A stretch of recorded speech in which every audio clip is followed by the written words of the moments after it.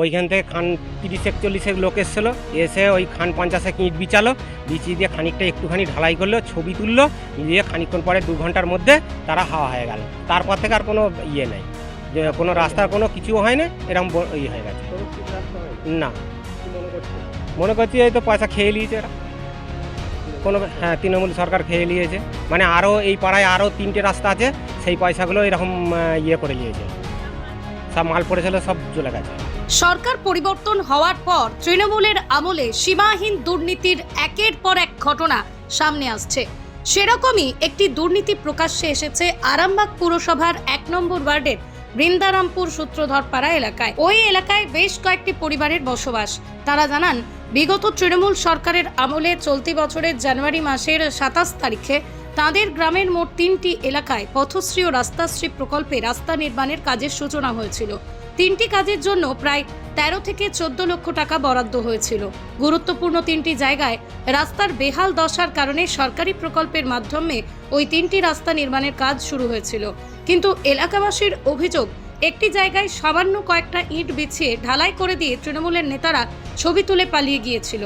ওই কাজের ছবি দেখে বাকি 2টি জায়গাতেও ঠিকাদার সহ তৃণমূলের নেতারা নির্মাণ কাজের বোর্ড বসিয়ে দেন। তারপর বাকি কাজ আর সম্পূর্ণ হয়নি।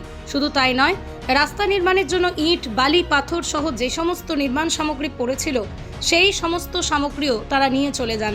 এলাকাবাসী স্পষ্ট অভিযোগ, তৃণমূলের নেতারা এই কাজের টাকা লুট করেছে। এর ফলে গ্রামবাসীরা রাস্তা থেকে বঞ্চিত হয়েছেন। বর্তমানে রাস্তা না থাকার কারণে যাতায়াতের খুবই সমস্যা হচ্ছে। বিশেষ করে এই বর্ষাকালে বৃষ্টির সময় সেই দুর্ভোগ আরও চরমে পৌঁছয়। গ্রামবাসীরা আরও একটি সমস্যার কথা জানিয়েছেন, যেটা বর্তমানে মূল সমস্যা, সেটা হলো পানীয় জলের লাইন না থাকা। কারণ রাস্তা হলে তবেই পানীয় জল মিলবে, এমনটাই নাকি জানানো হয়েছিল। কিন্তু যেহেতু রাস্তা হয়নি, সেজন্যই নাকি পৌরসভা থেকে ওই এলাকায় পানীয় জলের কোনো লাইন করা হয়নি।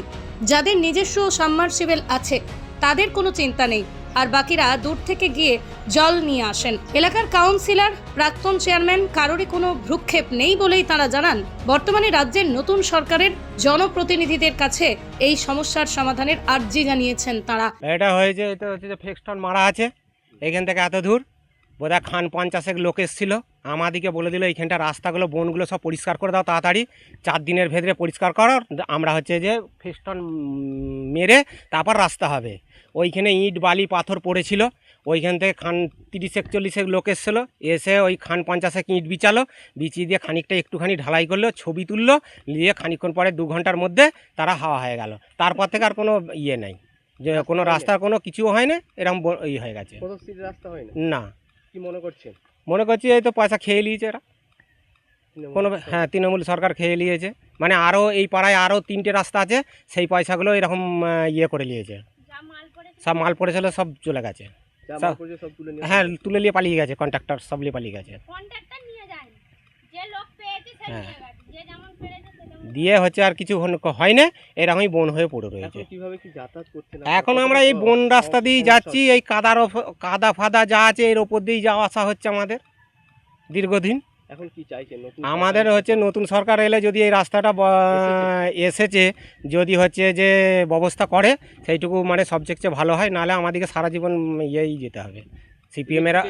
হ্যাঁ, ইলেকট্রিক এসছে, পানীয় জল এসছে? হ্যাঁ, পানীয় জল আসে না, আমাদের সাবমার্সেল আছে, ওই জন্য আর পানীয় জল আসে না, ইলেকট্রিকটা আছে। আপনার নাম? আমার নাম সুকুমার ঘোষ। এই পাড়াটার নাম? এই পাড়াটা বৃন্দারামপুর হচ্ছে যে সূত্রধর পাড়া। বলতে রাস্তা তো হওয়ার জন্য অ্যালাইনমেন্ট করেছিল, কিন্তু রাস্তা বোর্ডও দেওয়া হয়েছে, রাস্তাও একটুখানি করে দিয়ে গেছে তারা। করে দেওয়ার পরে ইলেকশন পড়ে গেছিলো, ইলেকশনের পরে বললো কাজ হবে, কিন্তু তারপরে দেখা গেল আর কোনো কাজের কোনো প্রতিশ্রুতি কিছু থাকেও না, দেখাও যায়নি। বড় বড় গাছ ছিল, এখানে গাছ কাটা করিয়েছে, রাস্তাটা হয়নি বলে ইলেকট্রিক লাইন আসতে দেয়নি, জল লাইনও আসতে দেয়নি। এইদিকে খান 5-6 ঘর জল বয়ে বয়ে রাস্তার গা থেকে বোঝা, এখন ওই 1 নম্বর ওয়ার্ডের মধ্যে এখনও রাস্তার গা থেকে জল বয়ে নিয়ে আসতে হয়, 1 নম্বর ওয়ার্ডে বাস করেও। পাশে চেয়ারম্যানের বাড়ি রয়েছে, তাকে বারবার যে বলা হচ্ছে, জিজ্ঞাসাও করা হচ্ছে, সে প্রতিশ্রুতি দিচ্ছে, দিয়ে আবার যেই গে সেই হয়ে যাচ্ছে। ও 2 দিন 4 দিন যেমন বললো হ্যাঁ হবে, দেখছি, তারপরে ব্যাস যেই গে সেই। কতদিন ধরে এরকম পড়ে আছে? হ্যাঁ, এটা পড়ে আছে ধরে রাখুন মোটামুটি ওই 3 মাস 4 মাস, না বেশি হবে, বেশি হয়ে যাবে, বেশি হবে, মানে 6-7 মাস হবে। তখন কাজ শুরু হয়েছে? হ্যাঁ, তখন কাজ শুরু হয়েছিল, ওই একটুখানি কাজ করে এই একটা রাস্তাকে দেখিয়ে 3টে রাস্তার ছবি তুলেছে, এইটুকু রাস্তাটা হয়েছে, কিন্তু 3টে রাস্তার ছবি তুলেছে। কি বলছেন, আপনাদের কি রাস্তার টাকা কি লুট হয়ে গেছে বলে হ্যাঁ, রাস্তার টাকা লুট হয়ে গেছে, তার নয় কি রাস্তাটা হয়নি, মানে রাস্তার টাকা লুট হয়ে গেছে। এখন কি আর রাস্তা হবে বলে মনে করছেন? আশা করি যদি এই নতুন যে সরকার এসছে এরা যদি মানে স্টেপ নেয় তো অবশ্যই হওয়ার রয়েছে। আমরা এই সরকারকে আবেদন করছি, জানাতে চাইছি যে রাস্তা যাতে জল ট্যাবলেট এনে দেয়। ওই ইলেকট্রিক হ্যাঁ, ইলেকট্রিকটা তো লাগবেই। এই পাড়াটার নাম কি? এটা সূত্রধর পাড়া, 1 নম্বর ওয়ার্ড। আপনার নাম? আমার নাম সন্দীপ সূত্রধর। সূত্রধরপাড়া এলাকার বাসিন্দাদের এই সমস্যার কথা শুনে তাদের এলাকায় গিয়েছিলেন আরামবাগের বিজেপি নেতা অরবিন্দ সামাজি। এলাকাবাসীর সাথে কথা বলে তাদের সমস্যা সমাধানের বিষয়ে আশ্বস্ত করেছেন তিনি বলেন, এই সমস্যার বিষয়ে আরামবাগ পুরসভার বর্তমান প্রশাসককে জানাবো। একই সাথে এই বিষয়ে রাজ্যের পৌরমন্ত্রী অগ্নিমিত্রা পালেরও দৃষ্টি আকর্ষণ করা হবে। শুধু তাই নয়, অরবিন্দ সামাজি আরও জানিয়েছেন, তৃণমূলের আমলে এই প্রকল্পে যে পরিমাণ টাকার দুর্নীতি হয়েছে তার জবাবদিহির জন্য আরামবাগ পৌরসভার প্রাক্তন চেয়ারম্যান এবং এই ওয়ার্ডের প্রাক্তন কাউন্সিলরকেও জিজ্ঞাসাবাদ করা হবে। এসেছেন রাস্তা পরিদর্শনে, সেই জায়গায় কি দেখলেন, কি বুঝতে পারলেন? এখানে সাধারণ মানুষের ক্ষোভ আছে। আমরা খবর পেয়েছিলাম যে দীর্ঘদিন ধরে এখানে রাস্তা পথশ্রী, ভোটের আগে থেকে পথশ্রী হবে বলে বোর্ড টাঙিয়েছে এবং অ্যালটমেন্ট হয়েছে, একটুখানি 2 ফুট 3 ফুট করে কাজ করে রেখে দিয়েছে। আপনি ওই দিকটা গেলে আরও দেখতে পাবেন মাটির রাস্তা, কোনো কাজ হয়নি, 1 ফোঁটাও কাজ হয়নি, কিন্তু তার পয়সা অ্যালটমেন্ট হয়ে গেছে, অথচ রাস্তার কোনো কাজই হয়নি। তো আমরা দেখতে এসেছিলাম সাধারণ এখানের যে মানুষজন আছেন ওনাদের অভিযোগ আছে যে রাস্তা পায়নি, জল পায়নি, তো আমাদের কাছে ইলেকট্রিক লাইন হয়নি। আমাদের কাছে খবর এসেছিল, তো আমরা দেখতে পেলাম যে এখানে রাস্তার নামে কোটি কোটি টাকা দুর্নীতি করেছে। প্রাক্তন চেয়ারম্যানের বাড়ি একদম সামনে, ঠিক ওই পুকুরটির উল্টো দিকে। আর এখানকার যে কাউন্সিলর ছিলেন ওনারও বাড়ি ঠিক এই আরেকটু দূরত্ব এই দিক করেই হবে। তো ওনারা যে সামনে সূত্রধর পাড়া আছে, এই সূত্রধর পাড়ার যে মানুষের যে এত অসুবিধা আছে, কারো জল পায়নি, কেউ রাস্তা পায়নি, তো অথচ পথশ্রীর বোর্ড লাগিয়ে দিয়েছেন, টাকাগুলো নিজেদের হজম করে নিয়েছেন। এই টাকাগুলো গেল কোথায়, কাছে গেল? এই টাকার হদিশের জন্য আমরা এসেছি। আমরা যতটা সম্ভব চেষ্টা করব যে সাধারণ মানুষের যাতে কষ্ট না হয়, যেহেতু আমাদের সরকার এসছে, মানে এটা মানুষের সরকার। তো যতগুলো রাস্তায় 3খানা রাস্তা এখানে আছে, 3খানা রাস্তার জন্য যে টাকা অ্যালটমেন্ট হয়েছিল সেই টাকা কোথায় গেল, এর জবাবদিহি প্রাক্তন চেয়ারম্যান এবং প্রাক্তন কাউন্সিলরকে করতে হবে। রাস্তা কি হবে বলে মনে করছেন? আপনারা কি করে দিতে পারবেন? রাস্তা হবে, আমরা আগে দেখে নিই। আমরা যে পৌর প্রশাসক আছেন ওনাকেও জানাবো বিষয়টা, এবং তার সাথে সাথে নগর উন্নয়ন যে মন্ত্রী আছে মাননীয় অগ্নিমিত্রা পাল মহাশয়কে ওনার দৃষ্টি আকর্ষণ করার জন্য আমরা অনুরোধ করব।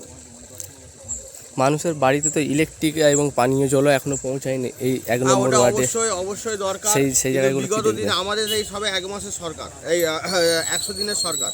তো যখন আমরা আস্তে আস্তে ধীরে ধীরে কাজ করছি, মানুষের কাছে আসছি, মানুষের কাছে যাচ্ছি, তো দীর্ঘদিন ধরে যে 15 বছর যে সরকার চলেছে সেই সরকার কি কাজ করেছে, তাদের উন্নয়ন দেখিয়েছে। এইটা হচ্ছে উন্নয়নের নমুনা।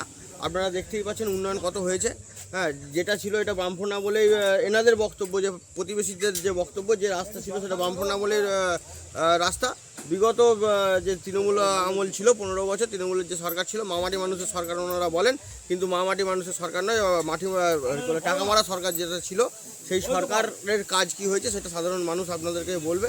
আমরা দেখতে এসেছি, আমরা চেষ্টা করব যাতে এই মানুষগুলোর যে দুর্ভোগ থেকে যাতে সুরাহা হয়। এই রাস্তাটা কত টাকা বরাদ্দ হয়েছিল? বোর্ডে দেওয়া আছে, আপনি ভালো করে বোর্ডটা ছবি তুলবেন। 4 লক্ষ কত হাজার টাকা আছে, আর 90 কিমি না কত কিমি একটা আছে, লেখা আছে, দেখবেন। আমি ওটা এই মুহূর্তে আমার মনে পড়ছে না। 190 মিটার রাস্তাটা হওয়ার কথা ছিল। 190 মিটার রাস্তা আছে, আর পয়সা তো অ্যালটমেন্ট হয়েছে 4 লক্ষ কত, 4 লক্ষ 80 হাজার টাকার মতন। তো কোনো নেই, একটা আছে, এরপরেও আবার ওইদিকে একটা রাস্তা আছে, আর পিছনের দিকে একটা, মোট 3টে রাস্তা। 3টে রাস্তার জন্য ধরুন আপনার প্রায় 9 করে 12 থেকে 14 লাখ টাকার মতন অ্যালটমেন্ট আছে। তো সেই অ্যালটমেন্টের টাকাগুলো গেল কোথায়, কার পকেটে ঢুকলো, এটা সাধারণ মানুষ যেমন জানতে চাইছে, তার সাথে সাথে আমরাও জানতে চাইছি।